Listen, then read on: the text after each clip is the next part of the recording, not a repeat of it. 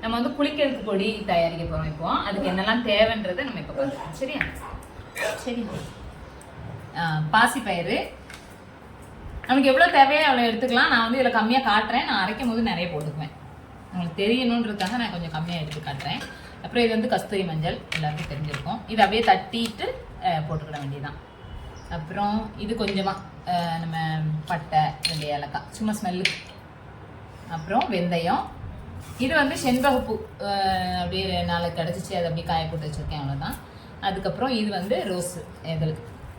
அப்புறம் இது வந்து ஆவாரம்பூ, கிடைச்சா போட்டுக்கலாம். நம்மளுக்கு என்னெல்லாம் இருக்கோ அதை மட்டும் நம்ம ஆட் பண்ணிக்கலாம். அப்புறம் இது வந்து மைசூர் பருப்பு, இது கடலைப்பருப்பு. இது மைசூர் பருப்பு எல்லாரும் சொல்லுதாங்க கொஞ்சம் கலர் வரும் அப்படின்னு, தெரியல, ஆனால் நாங்கள் சும்மா போட்டுக்கிடுவோம். அப்புறம் இதுதான் ஒரு முக்கியமான விஷயம் சொல்லணும்னு நினச்சேன். இது வந்து திருநீற்று பச்சை இலைன்னு சொல்லுவாங்க. அது வந்து காய போட்டு வச்சுருக்கேன். இந்த இருக்கு பாருங்க.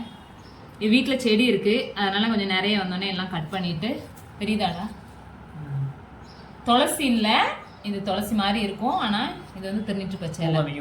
நிறைய பேருக்கு தெரிஞ்சிருக்கும், இருந்தாலும் தெரியாதவங்க பார்த்துக்கிடுவாங்கல்ல, அதுக்கு தான். இவர் வந்துடுவார். இப்போ அது காய வச்சு எடுத்து வச்சுருக்கேன் கொஞ்சம், அவ்வளோதான், வேற ஒன்றும் இல்லை. எல்லாம் ஒன்றா போட்டு இதில் வந்து நம்ம வந்து பச்சரிசி வந்து நம்ம கொஞ்சம் நிறைய மாவு வேணும், ஒரு 2 மாதம் வேணும் அப்படின்ற அதுக்காக நம்ம நிறைய போட்டுக்கலாம் பச்சரிசி. இது வந்து நம்மளுக்கு ஸ்க்ரப் மாதிரி இருக்கும் நல்ல, அதுக்கு தான். சரியா? இதெல்லாம் ஒன்றா போட்டு நம்ம அரைச்சிடலாம். இதுதான், இவ்வளோ அரிசி தான் நான் சேர்க்க போகிறேன். கடலைப்பருப்பு போட்டாச்சு. நமக்கு எவ்வளோ அளவு வேணுமோ எடுத்துக்கலாம், கூட குறைய எடுத்துக்கலாம், அதனால எந்த பிரச்சனையும் இல்லை. இது கொஞ்சம் முழு பருப்பு என்கிட்ட இருந்துச்சு, நான் அதை சேர்த்துக்கிறேன். அப்புறம் ரோஸ் போட்டுக்கிறேன். அப்புறம் இலையும் சேர்த்துக்கிறேன். ஐயோ, ஆரஞ்சு தோல் இருக்கே, அதை சொல்ல மறந்துட்டேனே, சொல்லிடலாமா? எடுத்துட்டு வரட்டா?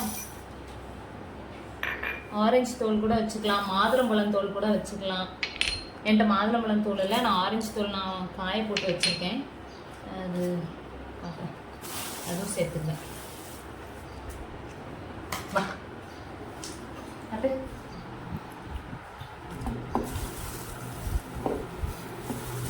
மிஷின் இருக்கவங்க மிஷின் இதெல்லாம் மிக்சியில் போட்டு கூட நம்ம அரைச்சிக்கிடலாம். இது போட்டுட்டேன்னா நான் வந்து இதில் போட்டு அரைச்சிடுவேன். எங்கடா பட்டை காணும்? பட்டை எடுக்கவே இல்லை. இல்லை, இதை கொஞ்சம் தட்டி போட்டுருவேன். அதுதான் மற்றதெல்லாம் அரைச்சிடும், பட்டை அப்படி போட்டால்.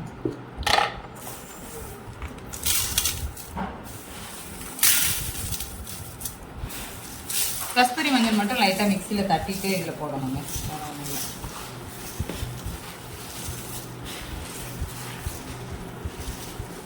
இதெல்லாம் ஒன்றா போட்டு அவ்வளோதான் அரைச்சோன்னா நம்ம குளிக்க பொடி ரெடி.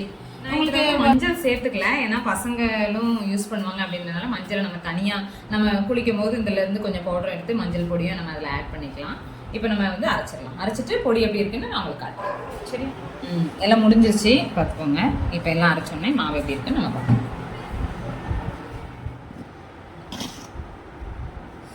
நல்லா சாஃப்டாக. ஓகேவா? நம்ம இது கூட வேணும்னா இன்னும் பச்சரிசி கூட நம்ம சேர்த்துக்கலாம். கொஞ்சம் நிறைய வேணும் அப்படின்னா இது கூட இன்னும் பச்சரிசி சேர்த்து அரைச்சி வச்சுக்கலாம். இருக்கும், ஒரு 4 மாதம் 5 மாதத்துக்கு வரும். ஃபைனல் ரிசல்ட் இப்படி தாங்க இருக்கும். நான் மஞ்சள் பொடி சேர்த்துட்டேன், இதில் கஸ்தூரி மஞ்சள் பொடி சேர்த்துருக்கேன், அதனால் நல்லா மஞ்சளாக தெரியுது உங்களுக்கு. தனியாகவும் மஞ்சள் போடாமலும் எடுத்து வச்சுருக்கேன் பசங்களுக்காக. இதை வந்து நம்ம ஆயிலி ஸ்கின் இருக்கவங்களும் யூஸ் பண்ணலாம், ட்ரை ஸ்கின் இருக்கவங்களும் யூஸ் பண்ணலாம்.